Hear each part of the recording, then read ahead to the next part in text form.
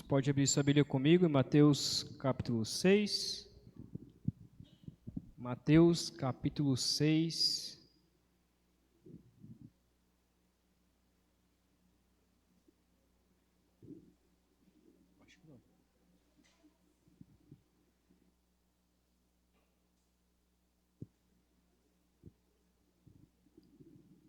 Mateus capítulo 6. Ok? Todos encontraram? Vamos ler juntos. Mateus capítulo 6. Diz assim a palavra de Deus: Evitem praticar as suas obras de justiça diante dos outros, para serem vistos por eles. Porque sendo assim, vocês já não terão nenhuma recompensa junto do Pai de vocês, que está nos céus. Quando, pois, você der esmola, não fique tocando trombeta nas sinagogas e nas ruas, como fazem os hipócritas, para serem elogiados pelos outros. Em verdade, lhes digo que eles já receberam a sua recompensa. Mas, ao dar esmola, que a sua mão esquerda ignore que a sua mão direita está fazendo, para que a sua esmola fique em secreto, e o seu Pai, que vê em secreto, lhe dará a recompensa. Pai, que a tua palavra neste momento realmente preenche o nosso coração, possamos entender como glorificar a Ti com aquilo que nós damos tanto à igreja e tanto aos outros, que possamos glorificar somente ao Senhor e aprender isso nessa noite. É o que oramos em nome de Jesus. Amém. A gente tem estudado o Sermão do Monte, né, de Mateus 5 até o 7, né, e na verdade vamos continuar ali estudando o Evangelho de Mateus. Eu quero apenas dar uma estrutura dos próximos temas de como nós iremos estudar. Então, do 6, de 1 ao 18, nós veremos princípios para a espiritualidade na vida religiosa. Então, quais são os princípios e como nós devemos viver em uma vida religiosa diante do Senhor. Segundo, de 6, 19 a 34, princípios para a espiritualidade na vida diária. Como podemos glorificar a Deus no dia a dia, na vida comum. E por fim, de 7, de 1 a 12, veremos princípios para a espiritualidade nas relações comunitárias. Então, como nós lidamos com o próximo, ok? Diante disso, as 3 próximas pregações, elas serão, na verdade, é como se fosse um sermão apenas de Jesus aqui, apenas um assunto em que ele está dividindo em 3, e nós vamos dividir esse assunto também em 3. Se você observar comigo o versículo 1, ele fala: evitem praticar as suas obras de justiça diante dos outros para serem vistos por eles. No versículo 1 ele começa assim: o que seriam essas obras de justiça? É o que ele vai falar nesses próximos 3 sermões.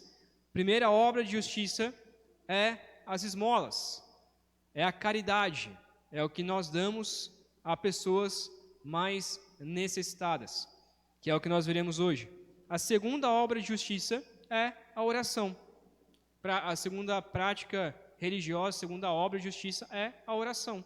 É o meio como nós falamos com o Pai, e ele vai dizer então como nós falamos corretamente, de que forma nós falamos corretamente com Deus, de que forma nós devemos orar, como devemos orar.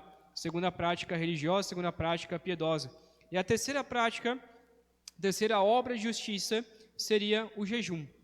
Do 16 ao 18, nós falaremos então sobre o jejum, uma prática que pouco se fala na igreja e poucos cristãos fazem essa prática de piedade, essa obra de justiça.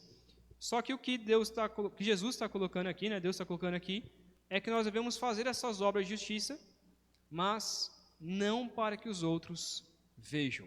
E é o que nós falaremos. O foco aqui de Jesus é nos ensinar corretamente a prática da justiça de uma forma que glorifique ao Senhor. Deixa eu te fazer uma pergunta. Por que Jesus veio à Terra?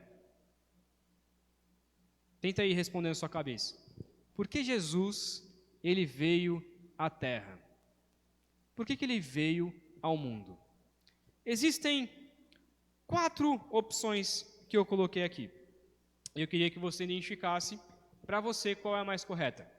A primeira é: Jesus veio para tirar as pessoas da pobreza e os fazer prosperar. Então essa é a primeira colocação aqui. Jesus veio para tirar as pessoas da pobreza e fazer elas prosperarem. A segunda: Jesus veio para ser um mártir, ou seja, um testemunho do bem, nos ensinando bons princípios de vida. Então esse é o segundo motivo. Jesus veio simplesmente para ser um bom exemplo para que a gente possa viver uma vida boa, digamos assim. Terceiro, ele veio para destruir a lei pesada que Moisés estabeleceu e pregar uma nova lei de paz e amor. Então esse seria o terceiro ponto, ok? Seria o terceiro ponto. Quarto ponto, quarta proposta aqui. Jesus veio para morrer por nossos pecados, nos salvar por meio da cruz e nos dar a vida eterna. Vou ler novamente. Jesus veio para morrer por nossos pecados, nos salvar por meio da cruz e nos dar a vida eterna. Qual delas você acha, por quais motivos você acha que, de fato, o real motivo de Jesus vir ao mundo? Se você crê na última opção, então podemos dizer que, de fato, ok, você entendeu o Evangelho, você entendeu o propósito do porquê Jesus ele veio à Terra. Jesus não veio para acabar com a pobreza, como muitas pessoas pensam. Não veio com este motivo, apesar de que a cruz, apesar de que no céu não haverá pobres. Mas o motivo de vir à Terra não foi acabar com a pobreza em si, porque ele mesmo disse aos seus discípulos: vocês terão sempre os pobres convosco. Então, em momento algum, Jesus disse que iria erradicar a pobreza, de que sua morte na cruz era para erradicar, para acabar com a pobreza no mundo. Ele também não foi um mártir do bem, ou seja, não morreu apenas para nos dar uma lição de moral, de como nós devemos amar o próximo. Ele fez isso sim, ele nos ensinou, e ele é a maior lição de moral, mas não foi com este propósito em si. Ele também não veio destruir a lei pesada de Moisés, como muitos dizem, pois ele mesmo, e é o que nós já estamos estudando aqui, ele mesmo disse que não veio abolir a lei, mas sim cumpri-la, completar a lei, para que nós, em Cristo, também a possamos cumprir. Nós nunca a iremos cumprir 100%, mas ainda assim, Jesus não veio acabar com a lei, Jesus veio para cumprir a lei e nos dar uma interpretação correta da palavra de Deus. E por fim, a última opção é a mais bíblica. Jesus, ele veio para morrer pelos nossos pecados, nos salvar por meio da cruz e nos dar a vida eterna. E simplesmente isso. Ok, entendo isso. Legal, concordo com isso. No entanto, se Jesus veio somente, e aqui eu coloco bem entre parênteses mesmo, Jesus veio somente para nos salvar, o que nós faremos com a pobreza do mundo? O que nós faremos com as pessoas que são menos afortunadas do que nós? Basta apenas pregar o Evangelho a elas e pronto. Então eu vou, prego o Evangelho e agora te vira.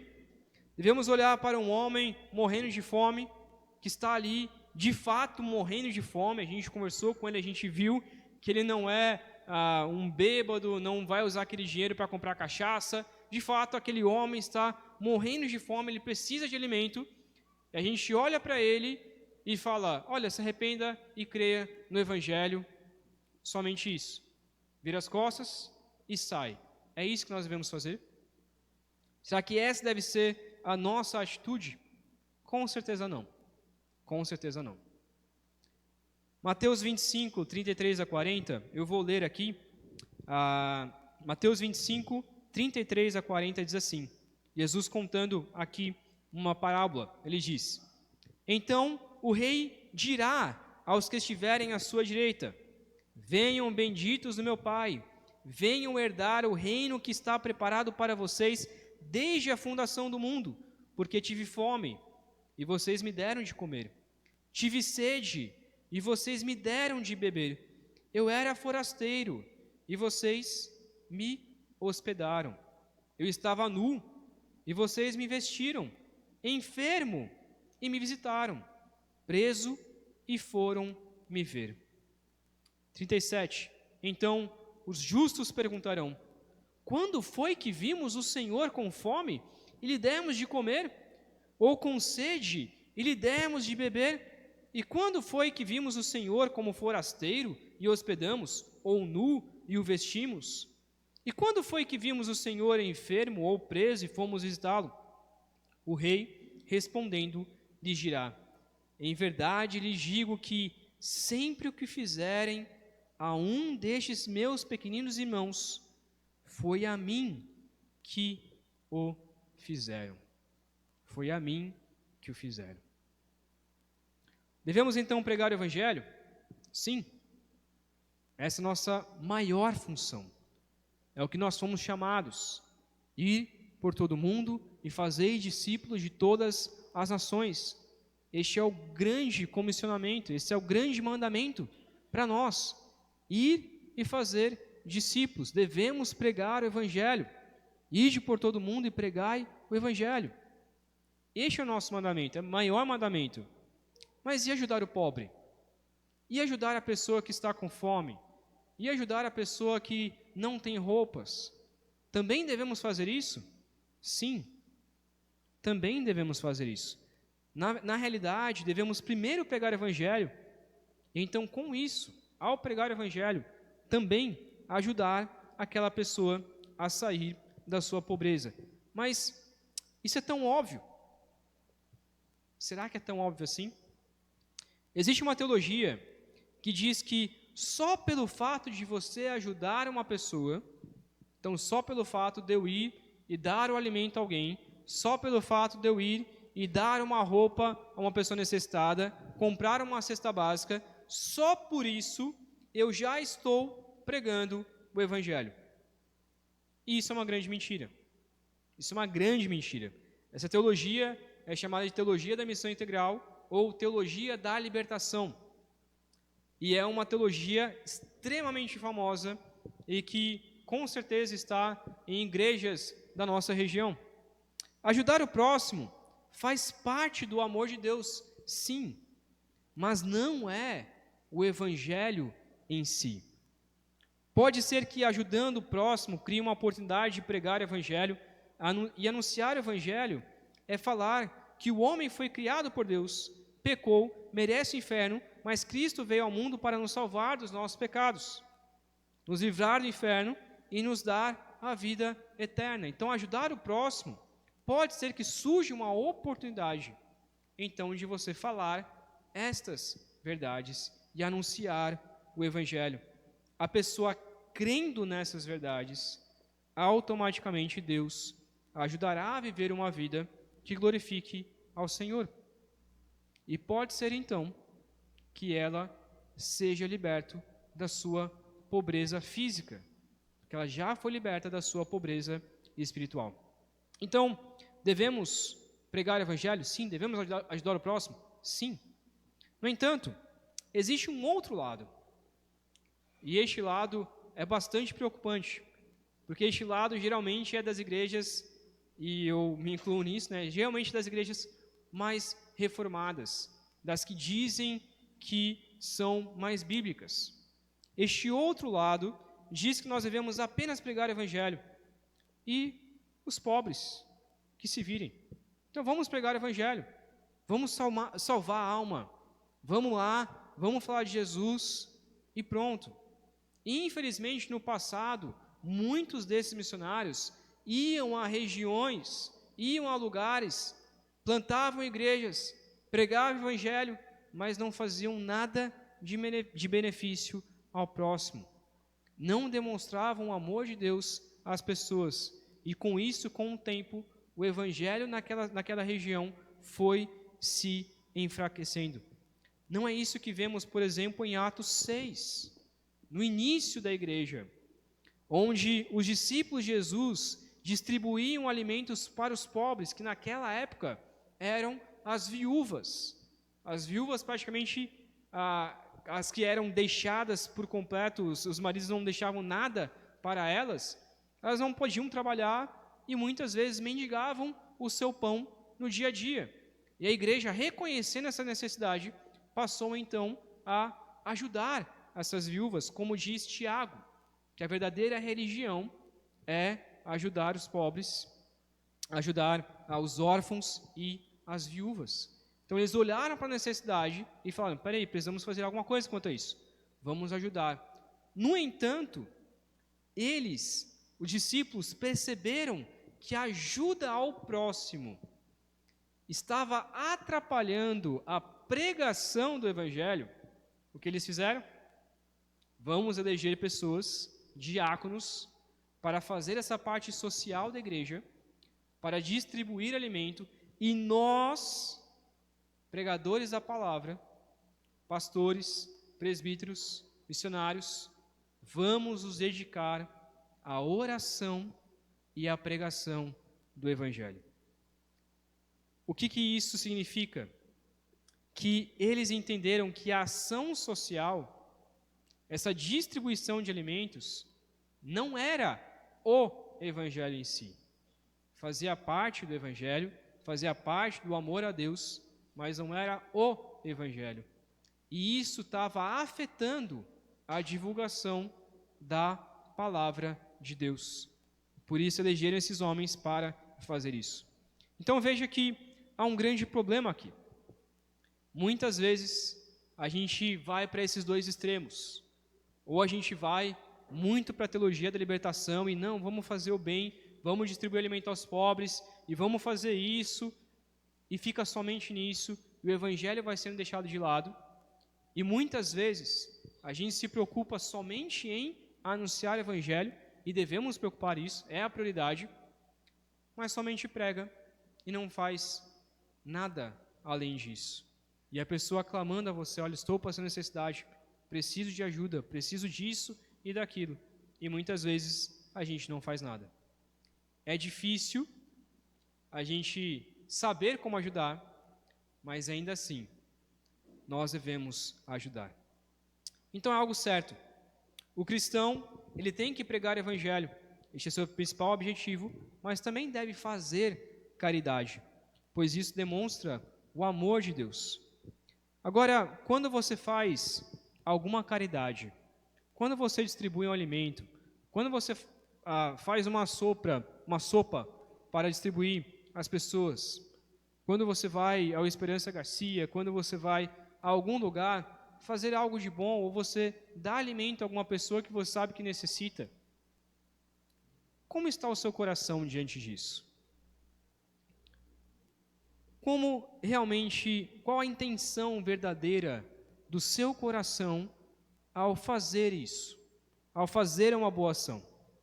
Será que realmente o seu coração quer amar o próximo e glorificar a Deus?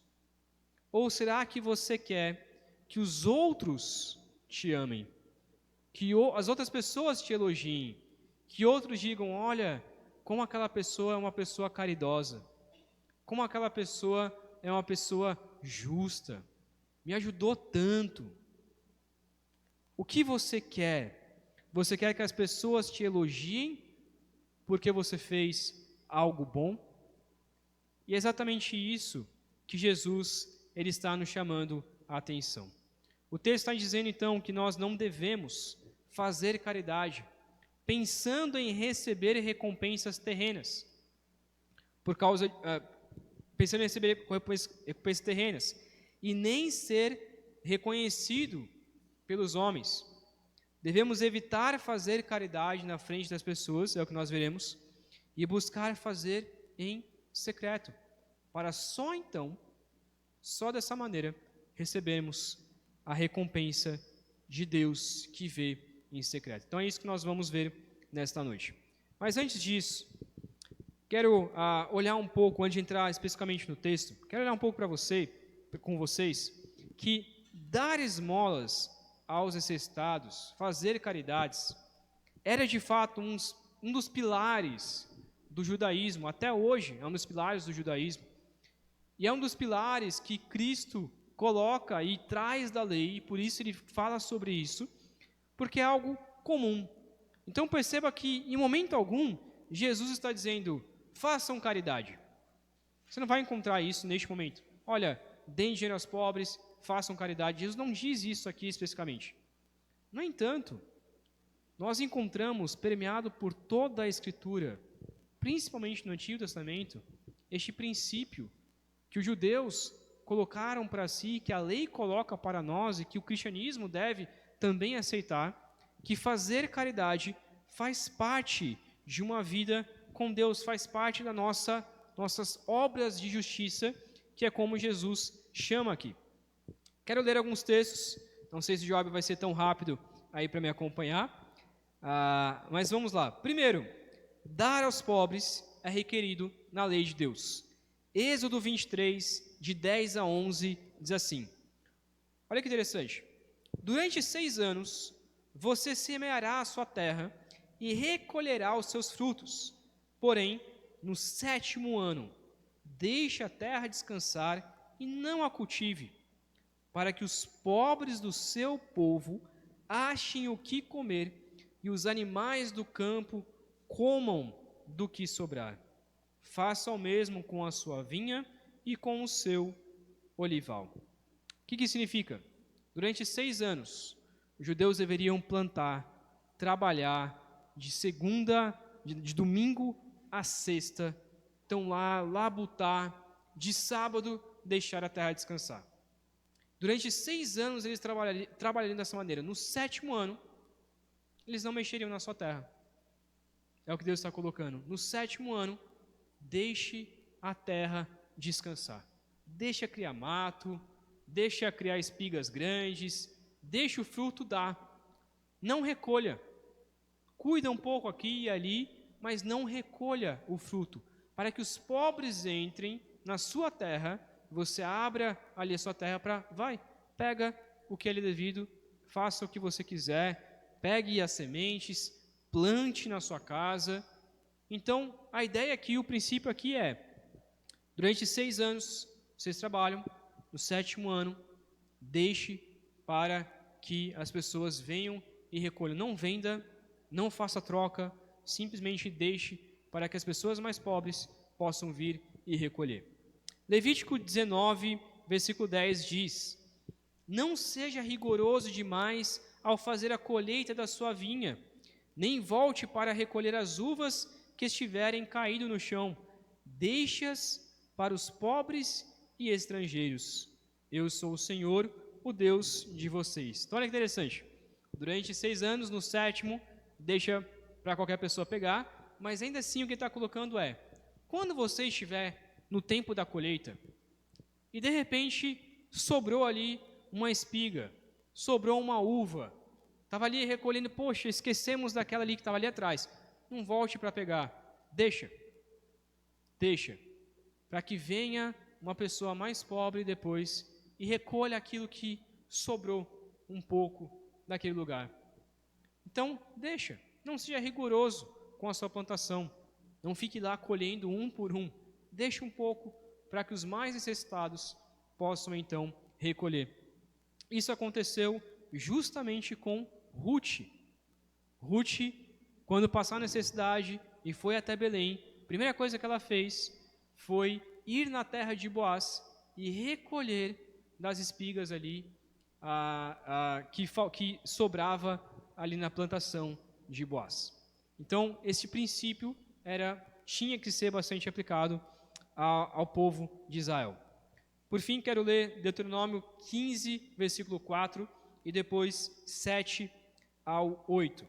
Deuteronômio 15, 4, e depois 7 a 8. Diz assim, para que não haja pobre no meio de vocês, porque o Senhor, o Deus de vocês, os abençoará ricamente na terra que lhes dá por herança, para que vocês tomem posse dela. Então, a lei ela foi criada para não haver pobre no meio de Israel.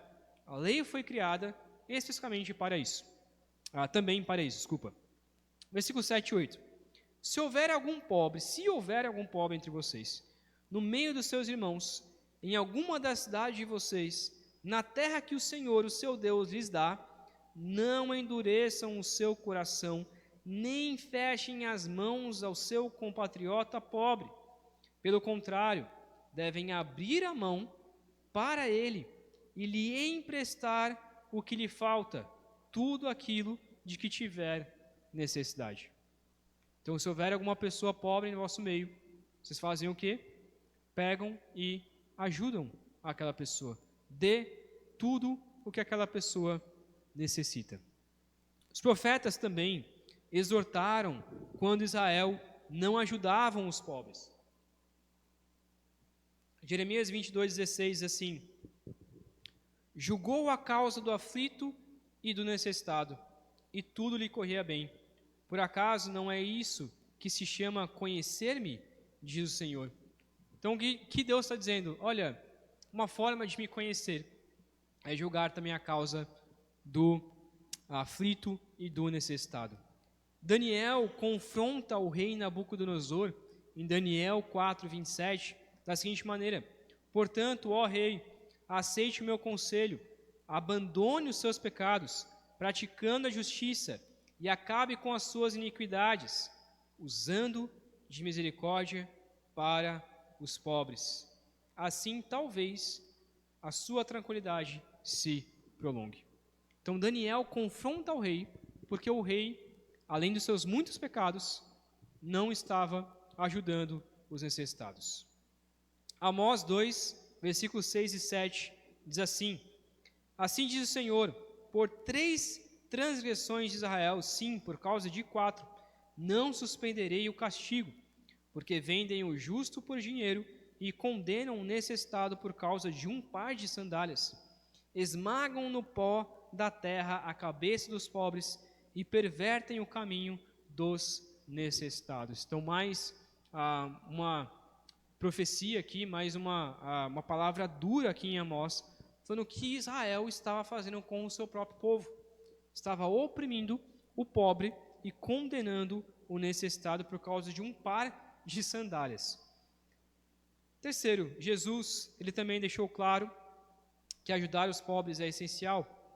Mateus 7,12 diz: portanto, tudo que vocês querem que os outros façam, tudo que vocês querem que os outros façam a vocês, façam vocês também vocês a eles, porque esta é a lei e os profetas.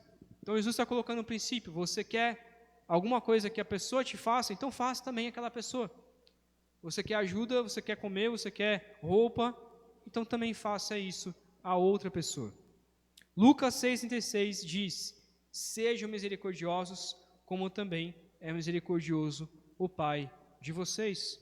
Sejam misericordiosos, porque o Pai de vocês também é misericordioso. E Mateus 5,7, que a gente já expôs aqui, diz: bem-aventurados os misericordiosos, porque alcançarão misericórdia. Então, Jesus traz esse princípio: sejam misericordiosos. Há outro texto também que poderiam ajudar aqui, mas a gente ficaria muito tempo. E por fim, os apóstolos também ajudaram os pobres e ordenaram também que a gente ajudasse as pessoas necessitadas. Atos 6, como eu já disse, a igreja começou a dar alimento e as viúvas que eram mais pobres daquela época. Em Atos 2:42, também encontramos a forma como a igreja lidava com aqueles irmãos mais necessitados. Então as pessoas vendiam as suas casas, os seus bens, e todas as pessoas tinham as mesmas coisas em comum, ou seja, viviam uma vida em comunidade, não havia pobre ali na igreja, na primeira igreja, na igreja primitiva. Gálatas 6:2 diz: levem as cargas uns dos outros e assim estarão cumprindo a lei de Cristo. Então, uma ideia de que a gente deve ajudar o próximo levando a carga dele. E Tiago 2:5-7 diz: Tiago 2, 5 a 7. Escutem, meus amados irmãos, por acaso Deus não escolheu os que para o mundo são pobres para serem ricos em fé e herdeiros do reino que ele prometeu aos que o amam? No entanto, vocês desprezam os pobres. Por acaso não são os ricos que oprimem vocês e não são eles que os arrastam para os tribunais? Não são eles que blasfemam o bom nome que foi invocado sobre vocês? A ideia do rico que ele traz aqui não é uma pessoa simplesmente que tem dinheiro, mas a pessoa que se esbanja e se mostra rico para com os outros e não ajuda os necessitados. Então o Tiago está trazendo aqui, olha, Deus chamou também os pobres para fazerem parte do reino de Deus. E a igreja ali que ele está colocando, que ele está exortando aqui, Tiago está exortando, quando chegava um rico na igreja, eles montavam ali todo um tapete, não, entre em nossa igreja, pegue o melhor lugar. Quando estava um pobre na igreja, não, fica de lado, a gente não quer você aqui no nosso meio, senta aí no fundo e está tudo certo. Mas a igreja deve amar e cuidar dos necessitados. Portanto, olhando um pouco mais agora para o texto, versículo 1, então, traz a ideia inicial aqui dos próximos 3 temas. Versículo 1, vou ler novamente. Evitem praticar as suas obras de justiça diante dos outros para serem vistos por eles, porque sendo assim, vocês já não terão nenhuma recompensa junto do Pai de vocês que está nos céus. Então ele vai falar sobre isso, tanto da caridade, tanto do jejum e tanto da oração. Se você simplesmente dá uma oferta, se você simplesmente ajuda, simplesmente ora ou jejua para mostrar para os outros que você está fazendo isso, então não vale nada. O texto está dizendo, vocês não terão nenhuma recompensa junto ao Pai. Nenhuma recompensa. Quero colocar algumas situações em que muitas vezes nós nos mostramos. E aqui eu estou colocando de modo geral, tanto eu quanto você, às vezes, muitas vezes sem perceber, porque o nosso coração de fato é corrupto. Primeiro, ser o primeiro a entregar o dízimo ou oferta na igreja. Então assim que começa a tocar o louvor, momento de dízimo e oferta, você é o primeiro a se levantar, até arrasta a cadeira, para as pessoas verem que você está se levantando, vem e entrega a sua oferta e volta todo orgulhoso, porque você fez a sua parte, porque você ofertou ao Senhor. Existem até algumas igrejas que colocam o valor das ofertas, dos dízimos, no fundo da igreja, com a intenção primária de mostrar justamente, olha, tal pessoa deu tanto, tal outra pessoa deu tanto, e assim começa a colocar no fundo da igreja, e isso, muitas vezes, é para que aquela pessoa ali que oferta, que dizima a igreja, se mostre, ó, tá vendo? Este mês eu dei R$400, eu sou o membro que mais dá oferta à igreja. Tem igreja que coloca essa lista e ainda coloca por ordem de quem deu mais. E eu já vi situações, já vi histórias de igrejas que dão até um benefício para a pessoa que dá o maior dízimo. Eu sou o maior dizimista da minha igreja. Parabéns. Que bom que você é o maior dizimista da igreja, mas não vai receber recompensa nenhuma de Deus por fazer isso. Segundo, postar nas redes sociais, no Instagram, no Facebook, seja lá onde for, que você ajudou um morador de rua, que você resgatou um cachorro carente, um cachorro necessitado ali, que você entregou uma cesta básica, que você fez inúmeras coisas.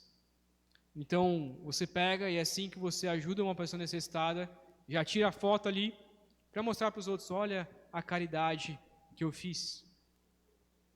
Nós temos que tomar muito cuidado com o que nós postamos, com o que nós divulgamos. Qual é a verdadeira intenção do nosso coração ao distribuir cestas, ao ajudar o próximo?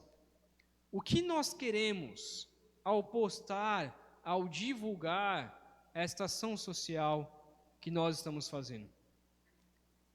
Isso é uma linha muito tênue, porque o terceiro ponto que eu quero colocar aqui é missionários ou pastores que mais se importam em mostrar o seu trabalho só para receber algo em troca.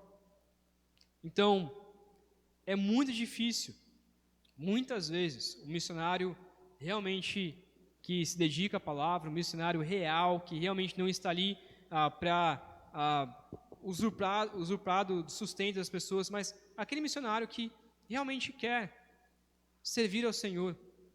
É uma linha muito tênue, eu já passei por isso e converso com a Isânio, com o Luan, com o Israel, com o Rafael, essa dificuldade de missionário postar o que tem feito, porque muitas pessoas pensam que ele está fazendo ali e está postando para quê? Lá, quer sustento. Ele está postando porque ele quer elogio, ele está postando porque ele quer ofertas. Quando na verdade, realmente tem missionários que fazem isso. Eu conheci um missionário que ele ia para os lugares onde ele tinha passado e plantado ali uma base missionária. Ele ia uma vez por mês naquela base missionária, tirava foto daquela base, voltava e passava o mês inteirinho em casa, sem fazer nada, só divulgando, só postando e mandando para os seus mantenedores o que na verdade ele não estava fazendo. Há missões e próximas de nós que muitos missionários vão até o campo, fazem um evento, vão até o lugar mais pobre, fazem um evento, tiram fotos ali da distribuição de cestas, de dentista e não sei o que, leva médico e etc. Posta as fotos, mas a real intenção do coração daquele missionário não é glorificar a Deus, não é mostrar para pessoas para glorificarem a Deus junto com ele, mas muitas vezes é simplesmente para que as pessoas o elogiem. Olha, parabéns pelo seu trabalho, parabéns porque você tem feito boas coisas. E é muito difícil nós como missionários, pastores, lidar com isso. O que postar então? Como postar? Será que eu devo divulgar que eu fiz uma boa ação ou não? No entanto, quando você conhece um verdadeiro missionário, é perceptível que o que ele faz é para glorificar ao Senhor. Não é para simplesmente um sustento ou algo parecido, mas é para honrar e glorificar ao Senhor divulgando aquele trabalho, para que pessoas possam orar por ele e o ajudar também nas suas necessidades, ou na necessidade ali daquele local. Então, esses 3 pontos, é difícil. Tome cuidado com como você dizima. Tome cuidado com como você oferta e ajuda o próximo. E tome cuidado, se você é um missionário, um pastor, um evangelista, ou vai para algum evento, tome cuidado ao postar. Qual é a verdadeira intenção do seu coração ao fazer isso? O texto diz, se vocês, sendo assim, vocês já não terão nenhuma recompensa junto ao Pai de vocês, que está nos céus. Essa é a caridade, então, a mostra. Não recebemos recompensa divina. Segundo ponto, versículo 2. Uma caridade, Jesus diz então sobre a caridade hipócrita, a recompensa terrena. Versículo 2 diz, quando, pois, você der esmola, não fique tocando trombeta nas sinagogas e nas ruas, como fazem os hipócritas, para serem elogiados pelos outros. Em verdade lhes digo que eles já receberam a sua recompensa. Não, o texto não está dizendo que literalmente eles tocavam trombeta quando faziam alguma coisa boa, mas provavelmente Jesus está usando essa ilustração aqui de quando uma pessoa saía para uma guerra e voltava vitorioso dessa guerra, as pessoas trocavam trombeta ao entrar na cidade, elogiando aquela pessoa por ter vencido essa guerra.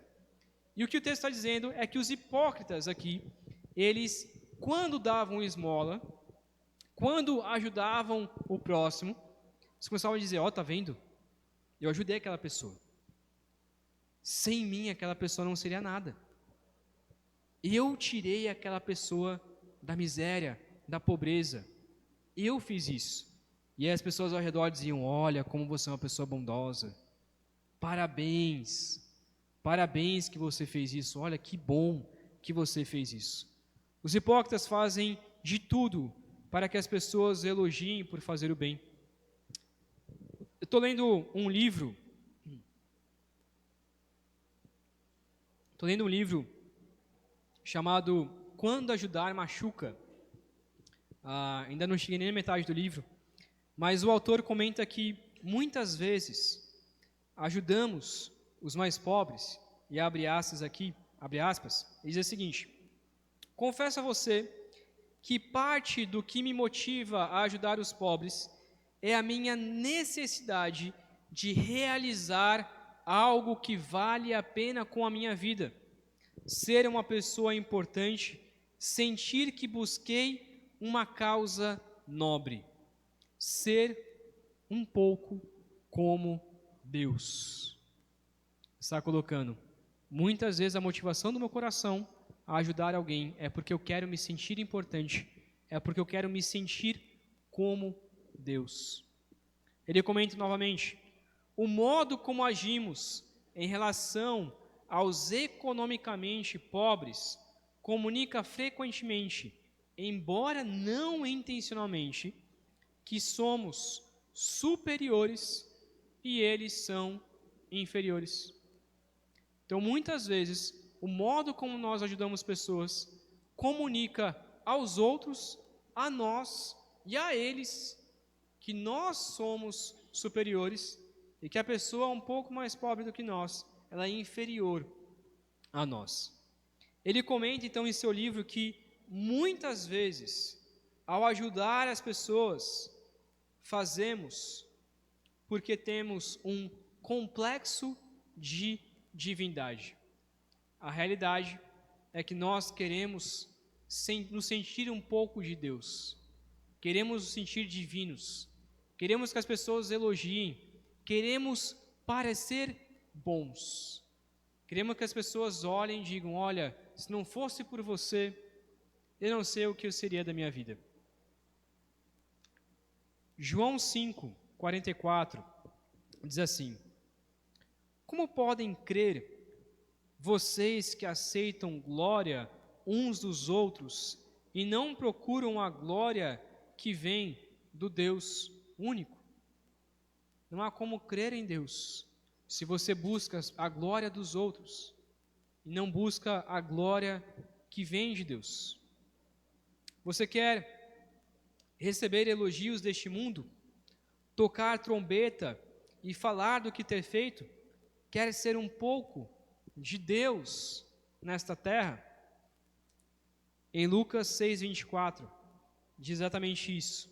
Mas ai de vocês, os ricos, porque vocês já receberam a consolação. O que o texto então nos traz? Complementando o texto que nós já lemos no versículo 2. Você quer que as pessoas te elogiem? Ótimo, tudo bem. Você vai receber a sua recompensa. Ao fazer coisas boas, as pessoas de fato vão te elogiar. As pessoas vão dizer, nossa, como você é uma pessoa boa, como você é justo. E legal, isso vai encher o seu coração, você vai ficar alegre com isso. Mas você só vai receber esta recompensa. Você não vai receber a recompensa de Deus, que é a mais importante.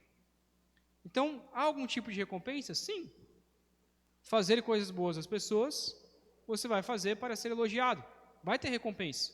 Se o seu propósito é esse, ser elogiado pelas pessoas, vai lá e faça. Aumentar o seu ego, aumentar o seu egoísmo, ok, vai lá e faça. Mas se a sua intenção é glorificar a Deus, então você não está fazendo correto. Por isso o texto continua e diz no versículo 3 e 4, mas ao dar esmola, que a sua mão esquerda ignore ou nem veja o que a mão direita está fazendo, para que a sua esmola fique em secreto. E o seu pai, que vem em secreto, lhe dará a recompensa. O que significa? Que significa que ao dar, né, e geralmente a maioria das pessoas são destros, né? Então, ao dar uma esmola, que nem a sua mão esquerda, que faz parte do seu corpo, sabe o que está fazendo. Então, vai lá e simplesmente dê. Simplesmente dê. Não fique se elogiando. Não procure recompensa para si. Tome cuidado com o seu coração, porque ele é enganoso. Ele vai dizer, olha, parabéns pelo que você fez. Se não fosse por você, aquela pessoa não estaria aqui. Então, parabéns que você ajudou. Por isso, quero colocar 3 pontos aqui.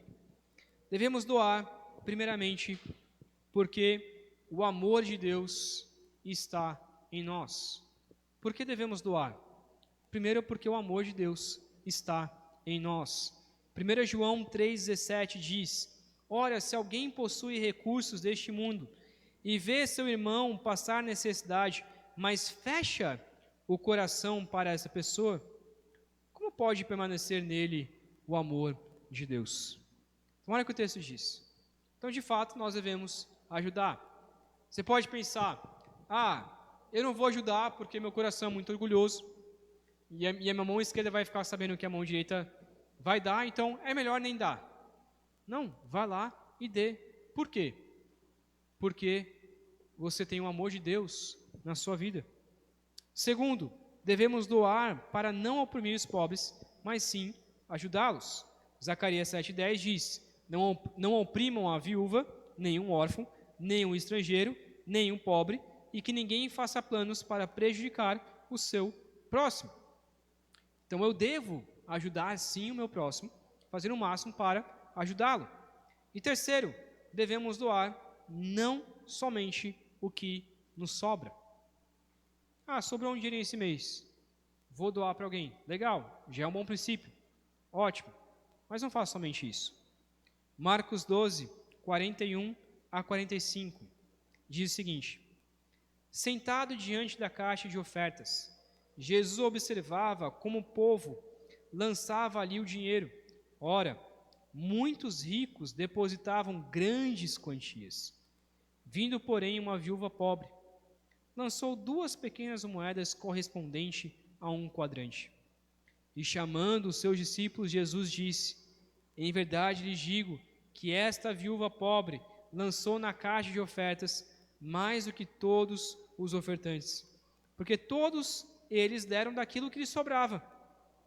Ela, porém, da sua pobreza, deu tudo o que possuía, todo o seu sustento.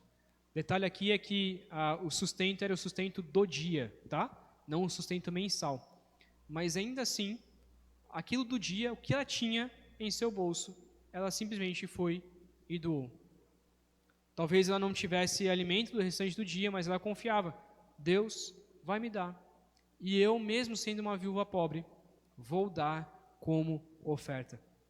Muitas vezes nos gabamos, porque, não, eu dou, todo mês eu dou o meu dízimo, todo mês eu dou minha oferta.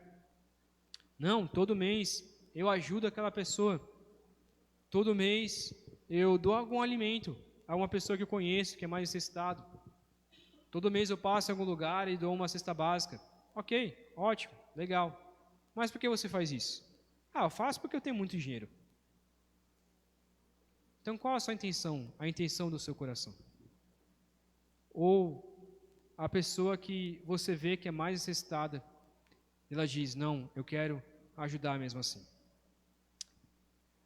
Eu sei que talvez a maioria dos irmãos sabe, mas eu recebo ofertas de outras pessoas, né? Não sou sustentado pela igreja, recebo ofertas de igrejas e de outras pessoas também. Eu quero contar um testemunho não estava escrito aqui, mas um testemunho de uma das pessoas que me ofertam mensalmente. Eu, obviamente não vou falar o nome aqui. Ele é um pedreiro, não ganha muito, não ganha muito mesmo. E todo mês ele me dava um valor, de um dos valores mais altos que de fato de todos os mantenedores. Recentemente ele perdeu o emprego. E ele me ligou e falou: olha, Samuel, eu não vou conseguir te ajudar mais porque eu estou sem emprego. Estou fazendo apenas alguns bicos aqui e ali. E aí eu falei: meu irmão, fica tranquilo. Todo mês você me dá esse valor, fica tranquilo, eu super compreendo. Não tem problema. Passou uns 2 dias, ele me liga de novo e fala assim: Samuel, a gente reagendou aqui, a gente fez os cálculos aqui em casa, eu e minha esposa, e a gente percebeu que com os bicos que eu faço, eu vou conseguir continuar a te ajudar, mas vai ser um pouco menos, mas ainda assim eu quero continuar a ajudar você, a ajudar na sua missão. E quando eu escutei isso, né, eu até chorei, porque é uma pessoa que não recebe muito, uma pessoa que recebe pouco, uma pessoa que trabalha, e o valor que ele dá, obviamente não vou falar, mas é um valor que você olha e diz: realmente essa pessoa está se sacrificando para poder ofertar à igreja e para poder ofertar a outros missionários. Não oferta somente para mim, mas também a outros missionários. Então, irmãos, isso de fato é um coração que glorifica a Deus. Não quer ficar se mostrando, ele dá em secreto. Ele dá em secreto. Ele dá sem as pessoas elogiarem ele. Em momento algum, e é até inimaginável as pessoas ao redor acreditarem que aquela pessoa simples dá uma oferta como aquela. Ele poderia se orgulhar disso, mas não. Ele simplesmente está dizendo: olha, eu estou fazendo isso, eu estou me sacrificando, porque eu quero glorificar a Deus com o meu dinheiro, glorificar a Deus com aquilo que eu recebo. Jesus, então, ele não está interessado em uma caridade, como a gente diz, de doar sem olhar a quem. Nem concordo muito com essa frase, de doar sem olhar a quem. Jesus está mais preocupado em doar sem ter quem olhar. E se preocupe mais com isso. Se preocupe mais em doar sem que as pessoas olhem. Ah, Samuel, mas então eu tenho que ir lá e em segredo, totalmente assim, sem ninguém saber, eu vou lá: ó, tá aqui, tá um dinheirinho para você, tal, não sei o quê, tá aqui, ó, uma cesta básica e tal. Eu não posso postar, eu não posso fazer alguma coisa disso. Sonde seu coração diante disso. Mas de preferência, doe sem fazer um alarme, doe sem tocar a trombeta. Faça o bem a uma pessoa sem ficar dizendo para os outros: olha, tá vendo? Eu fui lá e fiz isso. Olha, hoje eu ajudei uma idosa a atravessar a rua. Hoje eu estava lá no centro, eu fiz isso e fiz isso, aquilo. Não, guarde em segredo. Ninguém precisa ficar sabendo. Se você quer ensinar uma outra pessoa, ok. Olha, você pode ajudar. Certo dia eu ajudei uma pessoa assim, assim, assim. Você pode ajudar também, ok. Mas qual a intenção verdadeira do seu coração? Jesus Cristo, ele é o maior exemplo disso. Ele doou a sua vida sem ter muitos espectadores que acreditaram nele. Seus discípulos o tinham abandonado no momento mais importante e mais trágico da sua vida.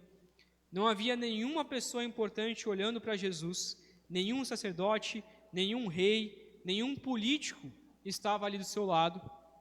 Apenas 2 ladrões, soldados, possivelmente ali a sua mãe e um dos seus discípulos. No entanto, havia uma pessoa que viu Jesus, que viu a sua morte. E essa pessoa era a pessoa mais importante a ver. Obviamente, Deus Pai. Jesus entregou a sua vida e Deus, obviamente, viu tudo isso. O maior ato de piedade e o recompensou por este seu maior ato de piedade. E nós glorificamos a Deus, nós adoramos ao Senhor porque soubemos o que Cristo Jesus fez por amor a nós.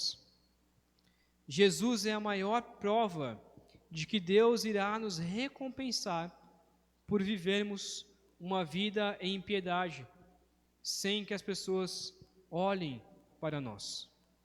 Os maiores missionários, alguém já disse essa frase, né? Os maiores missionários, os maiores pastores, não são aqueles que a gente conhece em livros. São aqueles que a gente nunca ouviu falar. Talvez aquele que está lá num campo tão longínquo, que a gente nem ouviu falar e nem vai saber. Mas quando chegar no céu, ele será recompensado por tudo que fez em secreto. Quero fazer algumas implicações e encerrar este momento. Primeiro, se você nunca doou nada a ninguém, sonde o seu coração. Abra mão de um pouco do seu sustento para ajudar alguém mais necessitado do que você. Poxa, tem essa pessoa que eu sei que passa necessidade. Pô, eu queria tanto ir numa lanchonete, ir em algum lugar, ir lá no Chiquinho e comprar um sorvete.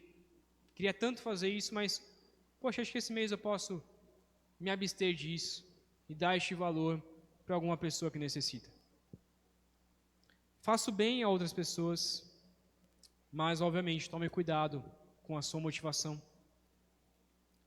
Lembre-se de sempre falar do amor de Deus ao fazer o bem a uma pessoa que não conhece do amor de Deus, ou até a pessoa que conhece.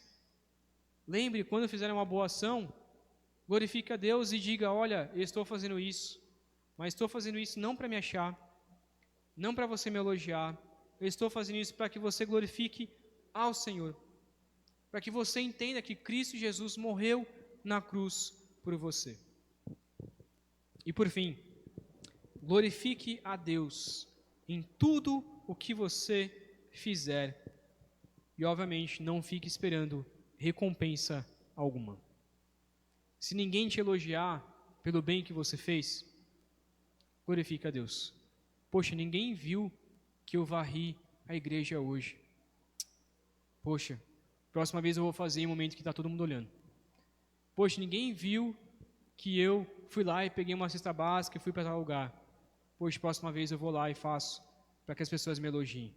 Não fique esperando elogio das pessoas. Simplesmente vá, faça e glorifique ao Senhor. A gente vai falar um pouco mais sobre isso nas próximas pregações. Então, lembrando, na semana que vem, nós teremos esse momento mais com as mães. E no outro domingo, quem vai pregar sobre oração vai ser o meu irmão. Vai estar aqui no domingo pregando sobre o texto seguinte, ok? Vamos orar então e agradecer a Deus por tudo que Ele tem feito por nossas vidas. Vamos orar. Pai querido, queremos colocar o nosso coração diante do Senhor. Obviamente, o nosso coração é corrupto e não conseguimos de maneira plena honrar o Teu nome, não conseguimos 100% fazer o bem sem que o nosso coração tenha resquícios e um pouco de pecado ali, mas ainda assim pedimos, ó Pai, que o Senhor nos ajude a fazer o bem para glorificar ao Senhor, a não procurar elogio de homens, mas procurar ser elogiado por outros, por Deus, somente pelo Senhor. Nos ajude a procurar apenas o elogio do Senhor, que talvez não seja neste momento, talvez será apenas no céu. Talvez quando chegarmos ao céu, o Senhor dirá, servo bom e fiel, você foi justo no pouco, agora eu vou te colocar no muito. Ó Pai, que possamos buscar o elogio somente do Senhor. Pedimos, ó Pai, que o Senhor abra o nosso coração e transforme, para que em tudo que nós fizermos, seja apenas para a Tua honra e para a Tua glória. Assim oramos e também pedimos que o Senhor nos dê uma visão melhor. Se temos falhado, se temos ajudado pouco, que nós possamos também abrir mão do nosso sustento, abrir mão dos nossos recursos para poder ajudar outras pessoas. Assim oramos, pedindo a graça do Senhor, em nome de Cristo Jesus. Amém.